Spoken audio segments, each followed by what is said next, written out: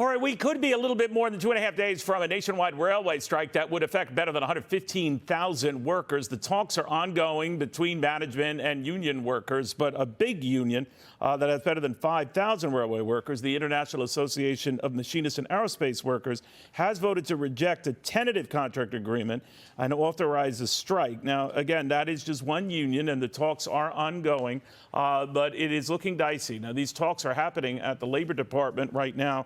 So we are very lucky to have my next guest, the former U.S. Secretary of Labor, as well as the former Secretary of Transportation, Elaine Chao. Secretary, very good to have you. Thank you for joining us. Thanks for having me. Talks are ongoing. Yeah. And I'm not even going to go in the under and over on what you think the likelihood of a strike is. We do know it would be disruptive. Absolutely. How disruptive? Well, you know, the majority of freight in our country is carried by either trucks or rail. Trucks take up about 70% of the traffic, and they are responsible for the last mile. 30% of the freight is basically carried by railways, and they are basically the long-distance haulers as well. So there will be major disruptions, not only to the freight movements in our country, but also passenger rail as well. So, for example, Amtrak. Amtrak has most of its activities in the Northeast Corridor, but they also have long-distance passenger rail traffic. And they've already canceled some of them because they're afraid that going across the country, Amtrak, which is passenger, but also uses freight rail tracks, would also be impacted by what's happening with, with the potential strikes and everything. So I wish the secretary, the current secretary, great luck in trying to find a resolution, because it is absolutely essential for the freight movements, for the productivity and the economic vitality of our country. This discussion, negotiations, has been ongoing for about 2 years. It's about 18 months, and it was based on the 2019 set of agreements. And so it's about time. And the two sides have had a very hard time coming together. So let me ask you about that, Secretary, if you don't mind. Now, lawmakers could intervene and block a walkout. I mean, that's obviously going very far. Yes. They don't want to do that. But there has been history in our country to force that issue. I know with Ronald Reagan, when airport controllers had gone on strike and he fired them. But I'm just wondering, how far should they go? Well, the only people now who can actually act and make things happen is the Congress if the negotiations are not successful by the expiration date and time.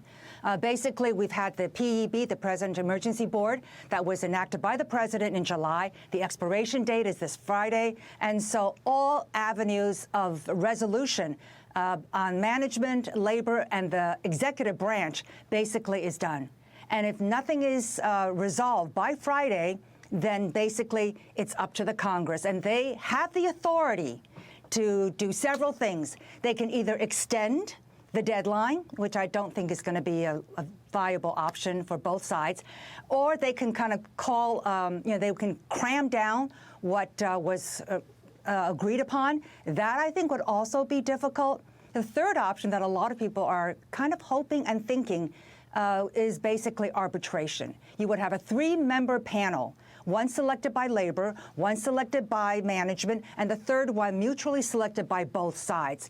But the threat of an arbitration panel whose outcome or deliberation may be uncertain could be enough to send both parties back to the bargaining table, because to be faced with such uncertainty can be quite frightening. You know, Secretary, I'm wondering if such a strike were to go into effect and then drag on a while, you would elaborate a lot on our supply chain problems and all. This would make that a lot worse and come at a time when Americans are being told, you might want to start your holiday shopping early, just in case, or you might want to get whatever you're planning to get now, just in case. What do you think of that? Well, a strike would not be good. I've been through the, West Coast. There's also another labor dispute or situation that we also need to watch, and that's the West Coast port situation. I think for the president and this administration, they've been very pro-labor, and they are now not wanting to anger their labor allies, but they also understand that any kind of strike or lockout would be very detrimental to the fragile state of the economy. So I think there's still a chance that this administration might be able to persuade their labor allies to be a little bit more cooperative right before the November elections. But I think the specter of some kind of a strike is fairly, I would say, more than 50-50. I don't want to put odds, but I think it's pretty strong. But I do not think that the strike will last very long. But that means you're hoping, though, that given the the administration's close ties to labor, the president at any moment will talk about those union ties and making sure any jobs that are gained are union jobs. So he's in a bit of a bind. He's forced himself into a corner, hasn't he? And well, right now the strike funds of these unions are not very high either. So I think a strike perhaps of 5 to 7 days at $2 billion a day in economic damage, which is big enough already, would be something that would be, I think can be, if it were to go on to this stage, would be something of that duration. I don't think that labor would be able to manage it much further beyond that, and I don't think management want it either. And this administration certainly would not want that. So I'm looking toward a short strike if there is one. And I think then the presidents of the two largest unions have to they're also under a tremendous amount of pressure. They've been escalating their rhetoric for quite a while. So they have to produce for their members. And one of them is coming up for re-election next June. Speaking about elections in general, and I'd be remiss, your husband, Mitch McConnell, the Senate Republican leader, has expressed his concern about the quality of candidates running in the Senate, and that it's going to be a lot tougher for Republicans to seize that body than it will be the House.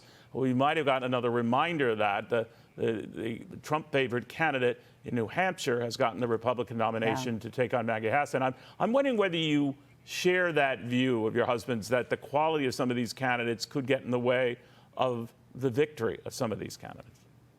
Well, that's what he does. I'm involved in policy, and I'm concerned about the potential railroad strike that could develop. I think what's going to happen is that the unions are very, very politically astute.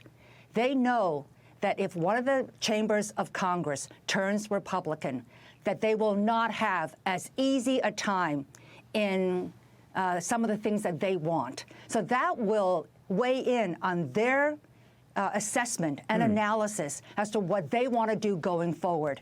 So, for example, they don't want the Congress to intervene, because if indeed after the election one of the houses or both chambers of the Senate and of the Congress, Senate and the House, turn Republican, that is not good for them. That's an interesting read. No, that's an interesting read, Secretary. That they might as well try to hammer a deal while the getting's good, because it could be less receptive. Very interesting. Secretary, go ahead, finish that thought. The other thing I would also caution is that I think there could be a strike, unfortunately, because as much as Secretary Walsh is trying, the partisan nature of our Congress these days make for fast action on the part of the Congress increasingly difficult to accomplish. The last time that this throwing to the Congress occurred, there needs to be a lot of waivers that need to be enacted, because there's a lot of procedural steps. And in 1971, this happened, and all the waivers were agreed upon by both Republicans and Democrats.